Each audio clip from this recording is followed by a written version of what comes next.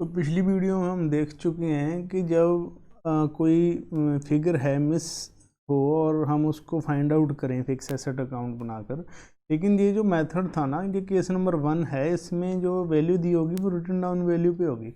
Written down value का मतलब जो डेप्रिसिएशन है वो आपको एसेट अकाउंट के अंदर ही लिखा होगा, मीन टू से जो आपके वैल्यू है, ठीक है, उसमें डेप्रिसिएशन माइनस है, वो रिटर्न डाउन किया हुआ है ऑलरेडी। एक दूसरा मेथड भी होता है +1 में, आपने किया होगा, जिसमें क्या होता है कि प्रोविज़न फॉर डेप्रिसिएशन नाम से या फिर अकमुलेटेड डेप्रिसिएशन नाम से हम एक अकाउंट बना लेते हैं।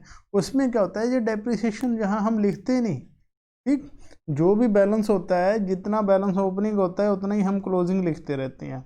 जितना नया परचेज करेंगे वो इसके अंदर ऐड हो जाएगा, जितना सेल करेंगे वो माइनस हो जाएगा, और जो जो डेप्रिसिएशन होता है वो अलग से एक तरह से इकट्ठा होता रहता है, एकमुलेट होता रहता है। लेकिन ये जो केस है, ये रिटर्न डाउन वैल्यू का केस है। ये वो केस है जिसमें डेप्रिसिएशन इसके अंदर लिखा हो, ठीक है, क्रॉस नहीं होगा इसमें, तो लिखा होगा। तो ये पहला केस हमने पढ़ा है, उसकी थ्योरी ये रह गई थी, मैं थोड़ी सी डिस्कस पहले कर लेते हैं। क्या लिखा है कि अगर बैलेंस शीट के अंदर प्रोविज़न फॉर डेप्रिसिएशन या कम्युलेटेड डेप्रिसिएशन शब्द नहीं लिखा हुआ दोनों सालों में, तो इसका मतलब क्या है कि फिक्स एसेट जो है अकाउंट है वो बैलेंस शीट में रिटर्न डाउन वैल्यू पे दिया हुआ है, और उस हिसाब से हम अकाउंट बना लेंगे, ठीक है। तो फिक्स एसेट अकाउंट जो होगा वो रिटर्न डाउन वैल्यू बेस पे बनेगा। तो ऐसे केस में क्या है, करंट ईयर का जो डेप्रिसिएशन है वो इसके अंदर ही रिकॉर्ड कर देंगे हम। क्लियर। तो इसके अलावा दिया हुआ है कि सेल ऑफ एसेट या परचेज है वो हम फाइंड आउट कर लेंगे, वो हमने देख ही ली पिछले क्वेश्चन में। अगर परचेज है तो डेबिट साइड का जो बैलेंस बचेगा उससे पता चल जाती है, ठीक है, और अगर सेल है तो क्रेडिट साइड में जहाँ जो बैलेंस कम आएगा उससे पता चल जाती है। इसके अलावा इन्होंने लॉस और प्रॉफिट के बारे में बताया, वो भी हमने डिस्कस कर लिया था। अगर कोई प्रॉफिट आएगा तो प्रॉफिट क्रेडिट साइड में लिखेंगे, अगर कोई अगर लॉस है, ठीक है, तो लॉस क्रेडिट साइड में लिखते हैं by loss on sale of, ठीक है, क्योंकि लॉस डेबिट होता है ना, बाय का मतलब डेबिट, लेकिन मशीनरी के क्रेडिट में लिखेंगे। और अगर प्रॉफिट है तो मशीनरी अकाउंट के डेबिट में, यानी कि एसेट अकाउंट के डेबिट में लिखेंगे। क्लियर। तो ये चीज़ें दी हुई हैं सिंपल सी, ये हमने डिस्कस कर ही ली थी पिछले क्वेश्चन में अच्छी तरह से, अकाउंट बना के किस तरह से बनेगा। अब हम कर रहे हैं इलस्ट्रेशन नंबर 21। तो calculate cash flow from investing activity ही फिर पूछ रहे हैं जी। बिल्डिंग, इसमें भी रिटर्न डाउन वैल्यू दी हुई है। Opening balance 6 lakh, closing balance 7.5 lakh. Building 1 lakh रुपए की कॉस्ट, जिस पे 30,000 रुपया कम्युलेट डेप्रिसिएशन हो चुका है, और वो सेल कर दिया 60,000 में। अब वो कम्युलेट डेप्रिसिएशन का मतलब क्या है? तो कम्युलेटेड डेप्रिसिएशन का मतलब कि जब मशीनरी खरीदी वो 1 लाख की थी, ठीक है, वैल्यू, बुक वैल्यू उस टाइम इसकी 1 लाख थी। उसके बाद इन्होंने माइनस नहीं किया डेप्रिसिएशन, डेप्रिसिएशन को अलग से लिखना शुरू कर दिया। पहले साल सपोज करो 10 साल डेप्रिसिएशन हो गया, दूसरे साल फिर सपोज करो 10 साल हो गया, तीसरे साल फिर सपोज करो 10,000 हो गया, तो टोटल कितना डेप्रिसिएशन हो गया? ये 30,000। ये अकमुलेटेड डेप्रिसिएशन है। अब जब मशीनरी सेल करेंगे ना, तो हम इसमें ये इकट्ठा सारे का सारा उठा के बाद में माइनस कर देंगे जहाँ 30,000, तो बचेगा कितना? अब रिटर्न डाउन वैल्यू आएगी 70,000। ये अकमुलेटेड डेप्रिसिएशन है और ये रिटर्न डाउन वैल्यू है 70,000। अब 70,000 वाली चीज़ सेल कितने में की? 60,000 में। इसका मतलब 10,000 का प्रॉफिट हुआ या लॉस हुआ? लॉस हुआ। तो अब हम क्या करेंगे, अकाउंट बना लेंगे।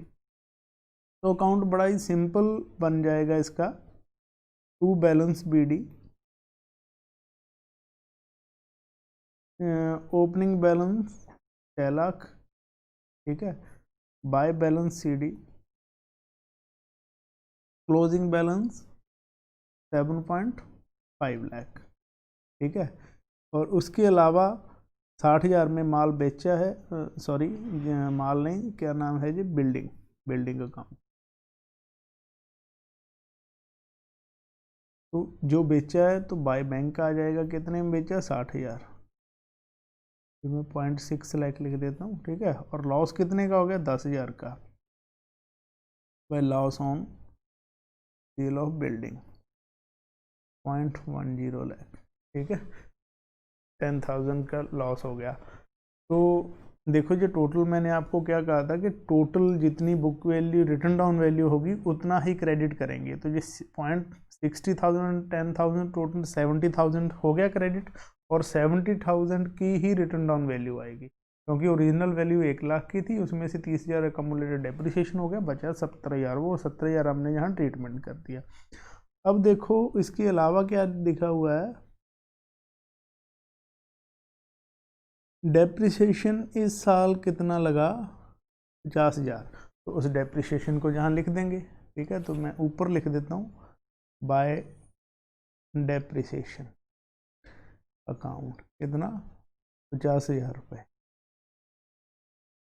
0.5,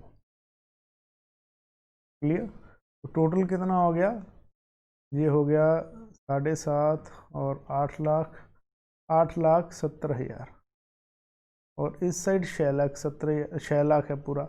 इसका मतलब 2,70,000 का डिफरेंस आ गया ना, तो वो क्या है, वो परचेज किया हुआ है बैंक अकाउंट, ये बैलेंस फिगर है एज परचेज, क्लियर। इस तरह से ये हमारा बड़ा ही सिंपल क्वेश्चन है। तो हमने एसेट अकाउंट बना लिया, तो एसेट अकाउंट ये मैंने आपको बना के दिखा दिया, जो बुक में दिया हुआ है। देखो मेन चीज़ें क्या हैं जो हमारे इन्वेस्टिंग एक्टिविटी को प्रभावित करेंगी, वो है 2,70,000 रुपये जो बैंक में हमने पेमेंट की, दूसरा 60,000 रुपये जो बैंक में आया, ठीक है। इसके अलावा लॉस ऑन सेल है, जी ऑपरेटिंग एक्टिविटी भी असर डालेगा, 10,000 रुपया, ठीक है, वहाँ ऐड करेंगे। डेप्रिसिएशन ऑपरेटिंग एक्टिविटी पे असर डालेगा, वहाँ ऐड करेंगे। इन्वेस्टिंग एक्टिविटी पे ये कोई इस पे इसका मतलब इफेक्ट नहीं होने वाला। उसके बाद net cash flow from investing activities, और क्या दिया हुआ है, बस सिंपल दे दिया इन्होंने, ठीक है। तो ये क्या कर रहे हैं कि 60,000 रुपये तो प्लस हो गया, 270 माइनस हो गया, तो नेट कैश आउटफ्लो हो गया 2,10,000 का। तो ये बड़ा ही सिंपल सा क्वेश्चन इन्होंने दिया हुआ था। नेक्स्ट क्वेश्चन देख लेते हैं इलस्ट्रेशन 22 साथ ही। इसमें भी इन्वेस्टिंग एक्टिविटी से कैश फ्लो पूछा हुआ है, कैलकुलेट किया है, ठीक है।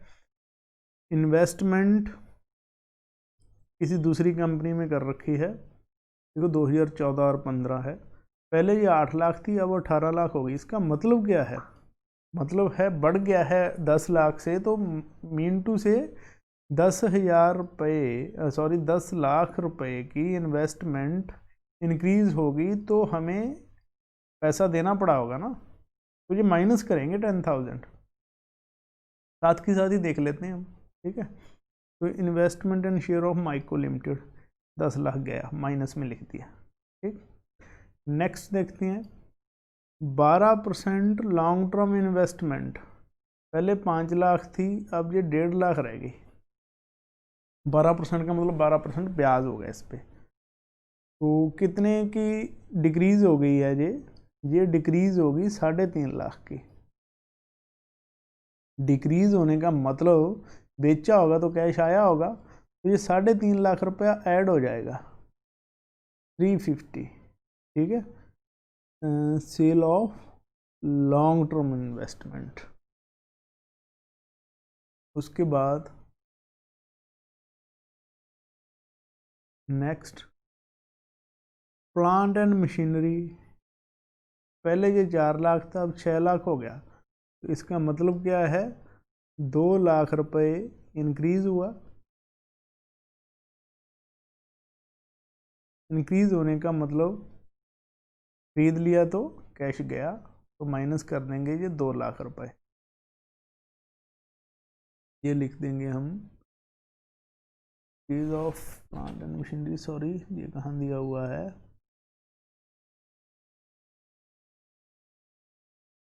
नहीं, ये आगे प्लांट एंड मशीनरी जो है इसके बारे में एडजस्टमेंट भी दे दिया। देखो जहाँ देखने से तो हमें लग रहा है कि ये 2 लाख की परचेज होगी सीधी, लेकिन क्या दिया हुआ है कि ये मशीन कॉस्टिंग 50,000, डेप्रिसिएशन उस पे लगा है 15,000, बेच दी 40,000 में, तो इस साल के दौरान डेप्रिसिएशन 55,000 था। तो पहले इसका मुझे अकाउंट बनाना पड़ेगा।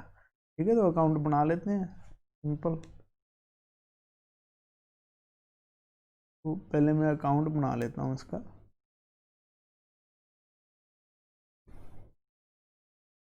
टू बैलेंस BD अकाउंट बना रहे हैं, मशीनरी अकाउंट। कितना है बैलेंस? 4 लाख।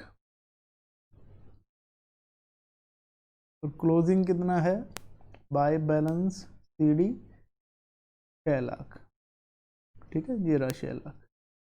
उसके बाद इन्होंने क्या कहा कि 50,000 की मशीन जिस पे 15,000 डेप्रिसिएशन लग चुका था, यानी कि थी कितने की वो 35,000 की, 50 में से 15,000 गया तो 35,000 बचा। 35,000 की मशीन 40 में बेच दी, तो बाय बैंक सेल की हमने। बैंक अकाउंट कितना? 40,000। अब 5,000 रुपये प्रॉफिट हो गया ना, तो प्रॉफिट को इस साइड लिखेंगे, टू प्रॉफिट ऑन सेल कितना? 5,000 ऑन सेल ऑफ मशीनरी पूरा लिख देंगे। ठीक है, और उसके बाद क्या है, डेप्रिसिएशन इस साल का 55,000, वो भी लिखना है, बोलना जाना कहीं, बाय डेप्रिसिएशन 55,000। अब टोटलिंग करें हम, 6,95,000 रुपये हो गया जी, और दूसरी साइड 4,05,000 बचा, तो इसका मतलब 2,90,000 रुपये का गैप जो है वो क्या है, वो to bank account balance figure है जी, हमने परचेज की होगी मशीन जी। 2,90,000 रुपये लिखेंगे, ना कि 2 लाख। पहले जो मैं 2 लाख बोल रहा था, 2,90,000 आएगा जी। ठीक है, तो यहाँ से जी हमने कैलकुलेट कर लिया। और इसके अलावा ये 40,000 भी लिखेंगे। ठीक है, ये 290 तो हमने लिख ही दिया, ये 40,000 आया है, 290 गया है तो माइनस में हो गया, जो 40,000 आ गया है। क्लियर, तो ये भी हमने लिख दी। उसके बाद देखते हैं हम क्या दिया हुआ है, गुडविल। गुडविल क्या थी, 40,000 से 1,20,000 होगी, इसका मतलब 80,000 की परचेज कर ली, तो वो 80,000 वो भी माइनस हो जाएगा। ठीक है, 80,000 की गुडविल होगी। हमने ये पॉइंट कर लिया, ये भी कर लिया, प्लांट एंड मशीनरी का ये भी कर लिया। ठीक है, तो 2-3 पॉइंट बाकी हैं, चलो देखते हैं ऊपर जाके स्टेटमेंट में क्या है। 9% डिविडेंड बार receive from Mico limited, 9% dividend मिला है। क्लियर, और देखो थे कितनी इन्वेस्टमेंट थे माइको में, पहले 8 लाख थे, फिर 18 लाख हो गए, तो हमने इसका डिविडेंड कितने परसेंट था, 8-9%, तो 9%, इस पे 9% डिविडेंड हमें मिल गया। तो डिविडेंड की इनकम जो है हमने इन्वेस्ट किया, इन्वेस्टमेंट इनकम है, डिविडेंड रिसीव कितना, 9%। अब बात यह है कि वो 9% 8 लाख पे दिखाएं या फिर 18 लाख पे, क्योंकि 18 लाख भी तो इनकम इन्वेस्टमेंट है ना, 8 लाख से 18 हो गई है। अब हमें तारीख कोई दी नहीं हुई, तो ये हमारे ऊपर डिपेंड है कि हम क्या एज्यूम करते हैं। तो चाहे तो हम ये एज्यूम कर लें कि जो इन्वेस्टमेंट थी वो हमने शुरू में ही कर दी, तो फिर तो 18 लाख पे कैलकुलेट करना पड़ेगा। या एज्यूम कर सकते हैं कि इन्वेस्टमेंट जो एडिशनल इन्वेस्टमेंट नए इन्वेस्टमेंट की है वो हमने लास्ट में किया है, तो फिर 8 लाख पे कर लेंगे। तो हम कैलकुलेशन आसान रहने के लिए हम क्या करते हैं, नॉर्मली मान लेते हैं कि बिजनेस के लास्ट में जो नई परचेज या नई सेल हुई है ना, वो लास्ट में हुई है, तो जो ओपनिंग बैलेंस होता है सीधा उस पर हम इंटरेस्ट या डिविडेंड कैलकुलेट कर लेते हैं। तो इसलिए जी 8 लाख पे इन्होंने कैलकुलेट किया हुआ है 72,000। ठीक है, तो ये एज्यूम करना होगा, 31 मार्च 2015 को एज्यूम किया हुआ है इन्होंने। अगर आप एज्यूम करना चाहते हैं कि नहीं ये तो शुरू में ही खरीदा था 2014 में, तो अब कर सकते हैं, इसको कोई आपको रोक नहीं सकता। तो फिर वो 18 लाख रुपए आ जाएगा बजाय 8 लाख के डिविडेंड कैलकुलेशन, ठीक है। तो वो इतना सा डिफरेंस रहेगा। इस तरह से ये 12% लॉन्ग टर्म इन्वेस्टमेंट है। ये पहले 5 लाख थी, फिर 1.5 लाख होगी। तो इसको ओपनिंग माना है कि बिल्कुल लास्ट में खरीदे, तो इसको भी मान लेते हैं लास्ट में बेचे होंगे, ठीक है। तो सॉरी एक मिनट, ये मैंने कैसे लगा दिया, हाँ हाँ ठीक है। तो ये बेचे भी हम मान लेंगे कि लास्ट में बेचे होंगे। तो कहने का मतलब है कि 5 लाख पे हमें ये मिले होगी 12% इनकम भी। तो वो 12% जो इंटरेस्ट मिला है ना हमें, वो भी 5 लाख पे मान लेना है, 60,000 रुपये। ये सारे पॉइंट हमारे हो गए। जो हमारा आंसर क्या आ जाएगा, नेट कैश यूज हुआ है हमारा इन्वेस्टिंग एक्टिविटी में, क्योंकि माइनस में आ गया आंसर। प्लस में आता तो कैश फ्लो फ्रॉम लिख देते। ये प्लांट एंड मशीनरी अकाउंट मैंने आपको ऊपर बना के दिखाई दिया, क्लियर। तो ये हमारे 22 क्वेश्चन कंप्लीट हो चुके हैं। Thank you.